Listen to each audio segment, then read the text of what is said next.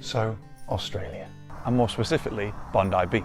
This was my second trip to Sydney when I went over for work. So after a night out, I decided the best thing to do, On just a few hours sleep. would be to walk the trail between Coogee Beach and Bondi Beach. Doing the usual touristy thing of collecting sand and obviously buying the t-shirt.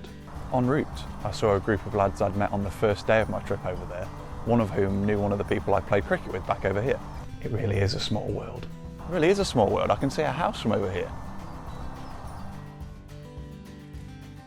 Anyway, after a photo in front of the sign, I then decided to have a dip in the iceberg's pool. where what that video doesn't show is I lost my flip-flops over the edge and had to clamber over a fence to get them back. So suitably dried off, I headed to the bar upstairs overlooking the Pacific Ocean, ordered some mussels, grabbed a beer and watched the world go by. Sometime later on, an Irish woman comes and sits on the table opposite me. Now these were pre-pandemic days. So as we got chatting, As I've found people seem to do when travelling alone.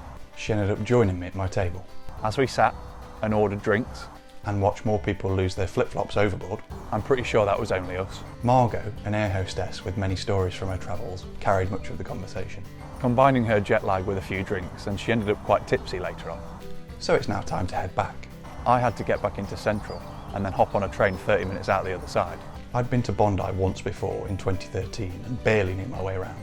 But now I had Margot, half asleep, to drop off at a hotel en route. With my broad English accent, And her apparent Irish one. the bus driver took immediate pity on us and agreed to show us where her stop was. And what had meant to be a quick trip to Bondi. To add to the 2013 trip, Oh yeah, what happened on that one? that's a story for another time, Can't wait. turned into a lengthy day which ended with me navigating my way through Bondi. With the help of the lovely bus driver. Got to love those Aussies. Australia. Next time, Another story with strong Irish links. well, we were in Munster. I know.